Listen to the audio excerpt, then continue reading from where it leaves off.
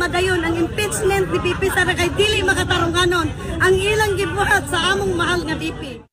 At ang chairman at founder ng libo-libong Duterte Riders sa buong bansa na si Moises, awang-awa na sa kalagayan ngayon ng Pilipinas.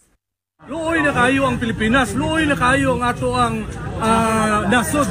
So, dili pwede nga di ka mutingog ganing ato ang paninguha nga dili ma-impeach Inday Sara. Kung sa may pasabot nila sa impeachment Inday Sara, gusto nila nga ma-impeach Inday Sara kay dili nakadagan sa 2028. Pero panikamuta na to nga dili gi ma-impeach Inday Sara kay tinguha sa katawhan sa tibuok Pilipinas nga Duterte ang ulingkod 2028. Umabot sa 300 motorcycle riders at 200 private vehicles ang tumugon sa panawagang People's Caravan na ipinost lang ng Maisog Cebu Core Group sa social media. Alas 7 ng umaga nang umpisahang ikutin ng mga Duterte supporters ang rutang Mandawi City, Consolacion, Liloan, pabalik ng Cebu City, Talisay City at nagtapos ito 1:00 ng hapon sa Mandawi City. Sa bawat madatna na ordinaryong Subuanon, makikita sa kani-kanilang reaksyon ang pakikiisa at panawagang suportahan at protektahan si VP Inday Sara Duterte.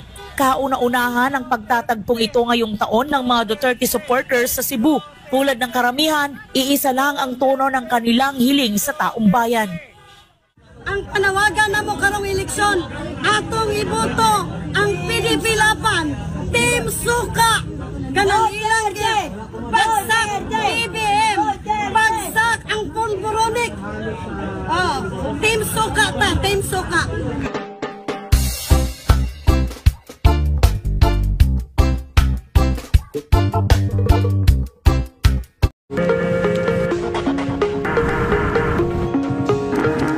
Alas 5 ng madaling araw nitong Pebrero 16 ay nag-umpisa nang magsidatingan ang mga Duterte supporters sa iba't ibang designated pick-up points sa Mandawi City para sa People's Caravan bilang pagtutol sa pagpapa-impeach kay Vice Presidente Inday Sara Duterte.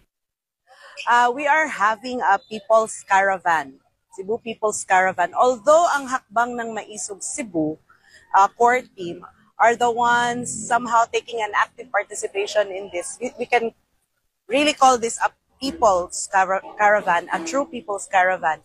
Dahil this came about not through the promptings or the urgings of any political force, pero talaga sa mga GC-GC lang ng mga pro-Duterte supporters and those na nadismaya dahil dun sa fast-tracking ng impeachment complaint na kung ano-ano na lang excuse na dirinig natin from congressmen who are supposed to be learned and dapat sila yung may alam sa batas and they cannot just say no na we had no choice. Sa mga tarpuling ikanabit sa bawat sasakyan, naisiparating ng mga Sugbuanon ang kanilang hinagpis sa mga salitang No to Silent Martial Law, God Save the Philippines. We support the brave 38 and we are not Filipinos for nothing.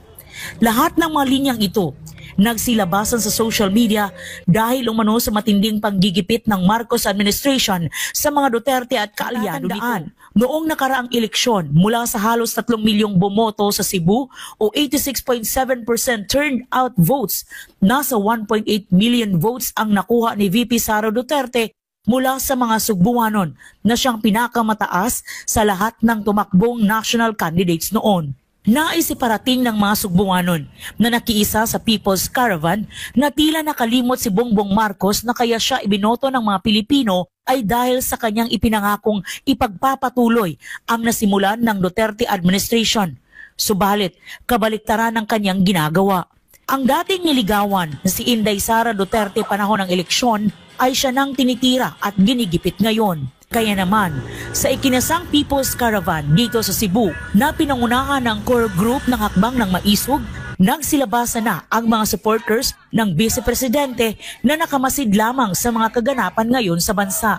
Tulad na lamang ni Atty. Macdo Castañares na mula pa sa Bohol ay nagdungo sa Cebu upang makiisa sa sigaw ng mga Sugbuanon na protektahan si VP Sara Duterte. I'm joining the People's Caravan for Change, particularly organized by Maisog Cebu, in order to make our voices be heard. Kaya sa pagkakaroon, we're looking at the impeachment of VP Sara Inday Duterte, I believe we need to make a stand and we need to protect VP Inday Sara Duterte from the impeachment of the House of Representatives. I also believe that the impeachment process has been railroaded. Si Nanay Juanita naman ng taga Lapu-Lapu City ay tila galit na sa mga pangyayari ngayon sa bansa. I am from Kalawisan, Lapu-Lapu City, Cebu. Ni-support mi ani among kausa, among panikamot nga dili madayon ang impeachment ni VP Sara kay dili makatarunganon ang ilang gibuhat sa among mahal nga VP. At ang chairman at founder ng libo-libong Duterte Riders sa buong bansa na si Moises, awang-awa na sa kalagayan ngayon ng Pilipinas. Luoy na kayo ang Pilipinas, luoy na kayo ang ato ang nasod.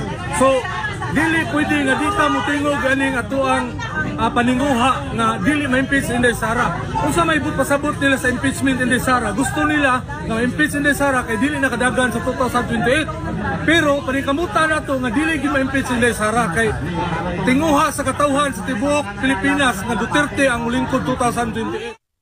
Umabot sa 300 motorcycle riders at 200 private vehicles ang tumugon sa panawagang People's Caravan na ipinost lang ng Maisog Cebu Core Group sa social media.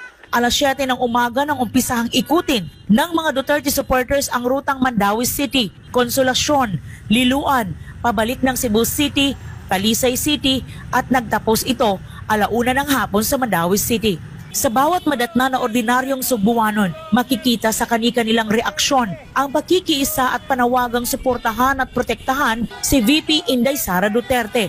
Kauna-unahan ang pagtatagpong ito ngayong taon ng mga Duterte supporters sa Cebu. Tulad ng karamihan, iisa lang ang tono ng kanilang hiling sa taong bayan. Ang panawagan na mo karong eleksyon, atong iboto ang PDP Laban, Team Suka, kanang ilang bagsak BBM, bagsak ang pulboronic. Team Suka ta, Team Suka. Mao na atong dapat butuhan aron mobalik ang Pilipinas pagkasigla. Mas-safe ang atong mga kabatanunan, mas-safe ang atong mga anak gikan nag-eskwela, maglakaw sa kalsada nga wala nay lugos, wala nay rape, wala nay tulis, wala nay panglabnot sa mga cellphone, mga bag. Atong ibalik ang mga Duterte. Akong panawagan sa tanang Pilipino karon sa panghitabo, kinahanglan nga mutingog ug mubarog aron sa pagprotektar ni VP Inday Sara Duterte batok sa iyang impeachment. Atong nakita ang rampant nga korupsyon bisan asa. Atong nakita po nato ang pag-railroad sa process sa impeachment ni VP Sara, gisensayon na nila og pirma. So atong giauhag ang kadaghanan nga kinahanglan mubarog, mutingog. Kinahanglan po nato suportahan ang mga kandidato ni President Rodrigo Duterte aron maprotektaran gyud si VP Inday Sara. Kaya mahitabo kung mawa si VP Inday Sara, magunsa naman ta. Obviously, our lawmakers have failed us. The executive branch of government, I don't know what they are doing. Crime is on the rise. Kung dili na to i-take back atong country, who will? Balik ta ani sa dark ages. I-overtake ka na baya ta sa laing nasod. Pero kita na lang siguro mo'y mahabilin. No? Nga ingani niya. Naamay mga anak. If not for us, for our children and our grandchildren na lang. Dili na maguna-una og kanang unsay mahitabo nato. Better to stay safe, better to stay silent. Magsira sa taghilom-hilom, sama ra na sa ning sugot ang atong mahal sa kinabuhi, matangtangan og mga katungod. Mura namang yun ni martial law. Nilinaw naman ng convener ng hakbang ng Maisog Cebu na si June Abines na hindi ito ang unang People's Caravan dahil tinitiyak niyang masusundan pa ito ng mas malaking pagtitipon ng sambayanang Pilipino. Ang Cebu People's Caravan very successful.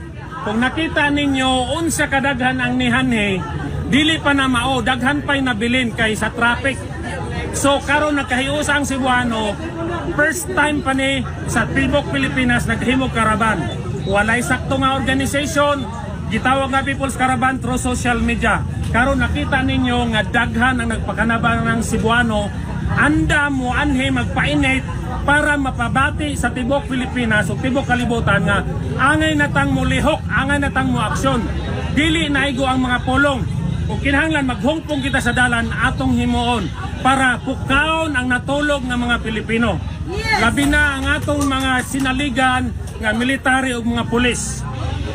Sir, mga ma'am, mga sir, atong protektahan ang Pilipinas. Kay ato ning nasod, wa na tayo lain nasod. Yes!